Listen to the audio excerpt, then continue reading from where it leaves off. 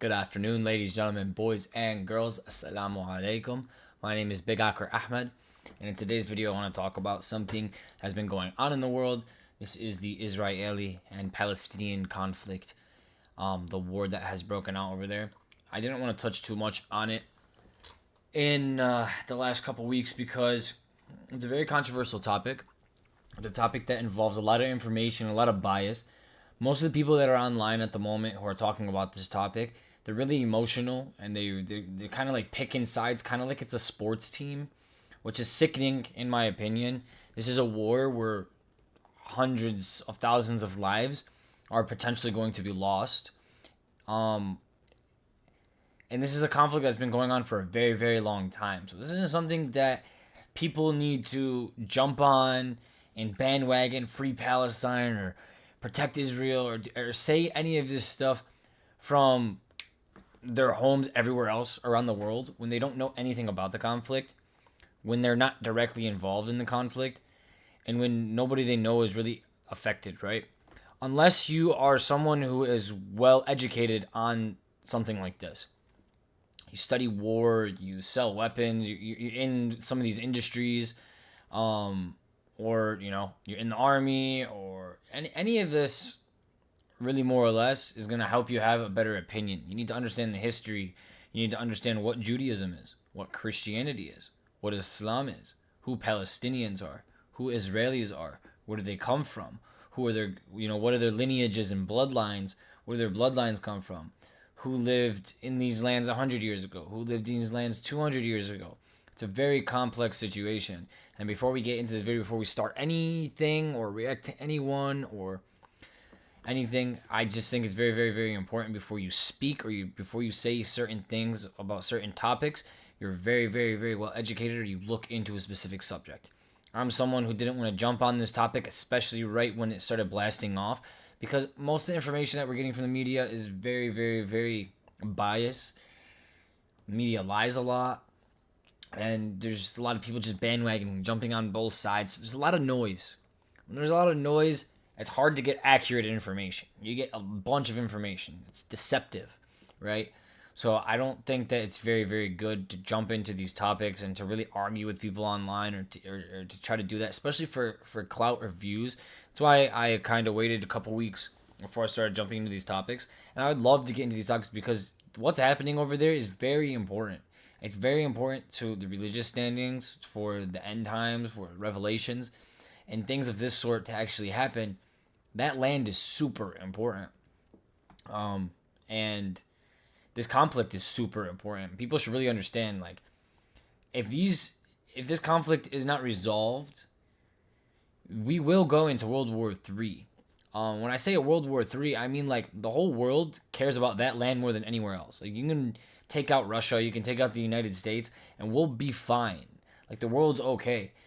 But when you get rid of the beginning land of civilization, where Adam and Eve came and where all these prophets came, that's a problem, right? That land's protected, that land's sacred. And if you see anywhere else in the world, there's not a lot of wars in other countries and a lot of places. There's a lot of war in the Middle East. It's because the United States is utilized force in the Middle East. Not like countries where they destroy their economies and they force them to use US dollar and then they crash the US dollar's economy and they force those countries to go bankrupt and then rely on the United States as like their king or their dad or the person that holds them, and they become US territories and things like that. They can't do that in the Middle East, so they have to use force. They have to fund terrorist groups. They have to take your taxpayer dollars, and they have to do a lot of different things with it. So we're going to go ahead and jump in, hear what Ben Shapiro has to say. This guy he's always been bad news to me. He's an educated guy, smart dude. I mean, lives his life. He's very well spoken. And yeah, Ben is someone that I still watch. And he's someone that has a good amount of information about a lot of different things. He's very well spoken, and he's really biased here. So we're going to go ahead and we're going to see what he has to say. Over the weekend, my people, the Jewish people, were attacked and murdered, mutilated. Our women were raped. Our children were kidnapped. This has happened millions of times before to millions of Jews across history. Jew hatred exists because evil exists, because there are people who have for literally all of human history, hated the Jews and sought to strike at them while they are weak. The chain of Jew hatred is unbroken. I like to add something right there. He said for thousands of years, people attacked the Jewish people while they were weak. There's always been Jewish hatred, Jewish hatred, Jewish hatred. But he does realize like some of the biggest hatred on the planet. Like no one's worried about Jews. Like anti-Semitism is not really like a big thing. Like people aren't really worried about anti-Semitism. And there's like 15 million Jewish people on the planet. There's not even a lot of Jewish people. There's no one to even make fun of or target.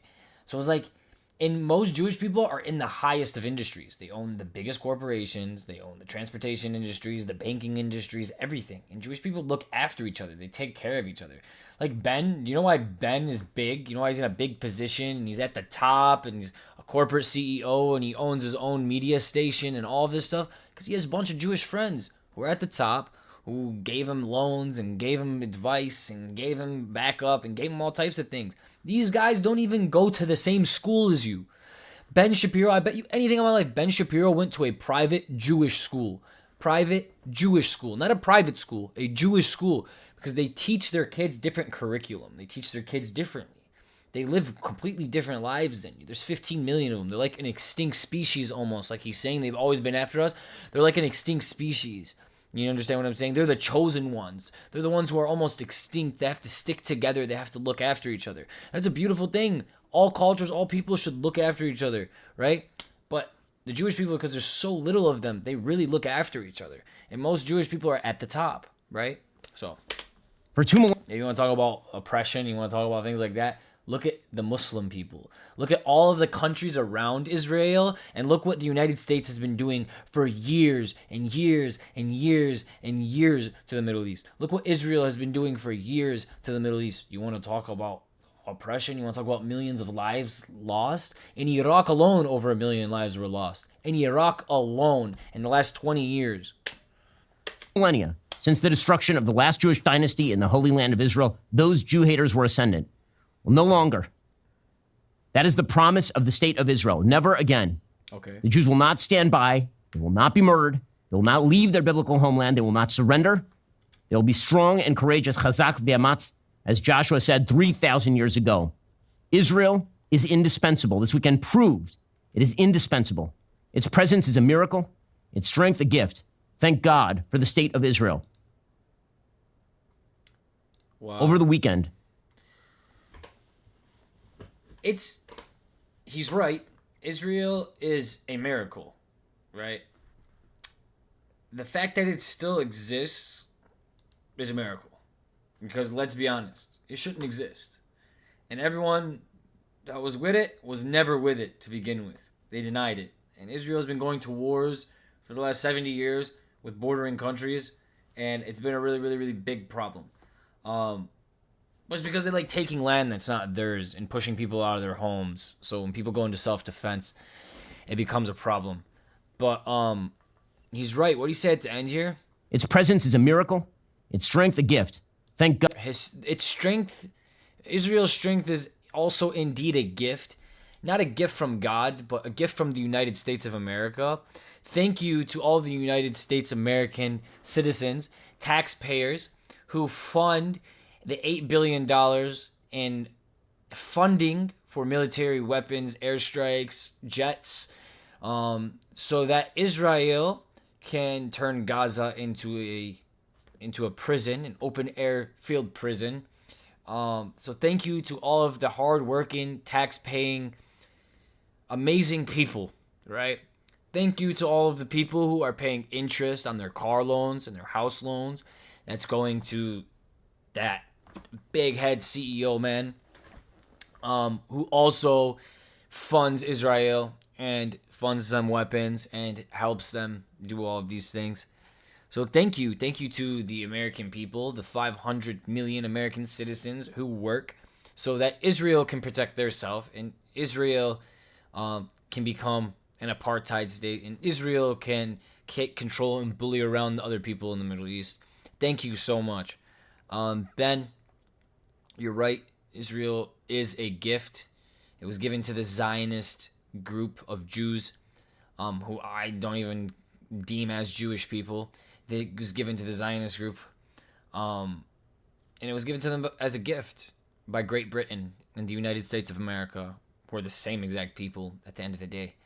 And yeah, hopefully you guys can continue to fight and continue to defend yourselves. I do not condemn, if it's a word that everyone likes to use, I do not condemn any of the violence or anyone dying. I don't care who you are, if you're black, white, Jewish, Christian, Muslim, atheist. I don't agree with human beings dying, innocent human life, anyone dying at all. I hate death. Death is inevitable. But I think if someone else forces death on you, that's when the line is crossed, and that's when it's unacceptable. And right now, death is being forced on one party way harder than the other. One thing I want everyone to understand here is the Palestinians who are getting bombed and exploded. For every single 2 Palestinians, one of them is under the age of 18. That is 50% of the population of Gaza that is under the age of 18. So just know that if the death numbers in Gaza are 10,000, no, there's a minimum of 5,000 children that were killed in that. So 50% of the deaths are children. These are children who can't smoke yet, can't go to war, haven't graduated high school yet, haven't gone to prom, nothing. And guess what? That's their whole life. They grew up in a big sand pit, a dirt pit, where they have to defend themselves with rocks, and they have to look over their shoulder. And they knew a friend in elementary school who was sniped by an Israeli guard. So that's the life that they live, and that's what's going on over there. It really is sad. I don't want to jump too much into this conflict. I will talk more about the logistics. I will go into it. I will go into why the third temple wants to be built in Israel, why this is all happening, but we're going to go into it properly. And we're not going to say ignorant things. We're not going to choose biased sides. We're not going to play around with a bunch of fake news. We're going to do things the proper way. We're going to look into the history of it. We're going to actually break this stuff down. In my future videos, I'm going to be talking about more specific subjects such as this. Like, for instance, I really didn't need Ben Shapiro here. I just kind of wanted to roast him a little bit and kind of talk about some of the things that he said, because Ben Shapiro is a Jew, and he's coming off from a biased standpoint, and he's coming off from an emotional standpoint because he's Jewish and Jewish people died, and he's probably related to people who know some of the people who died or knew someone who died directly. So I condemn all violence, all the BS that's happening. No one needs to die. There needs to be no violence. But the end of any conflict always results in violence. And the person who's always right and the person who holds the truth is the one who wins the violence, the one who wins the war. So we will see what happens at the end of the day. May God guide the righteous people to the righteous path.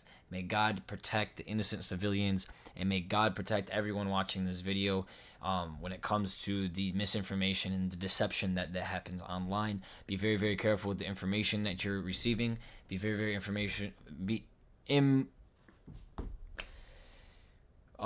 be precautious of the things that you see, and don't take everything seriously that you do see online. Hear things from both sides. Don't listen to biased people who are screaming free Palestine or free Israel on whatever side. Really understand the history, and yeah.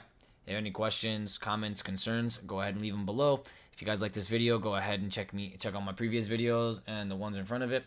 Leave a like and subscribe, and we'll see you in the next one. God bless you all, and peace out. Free Palestine.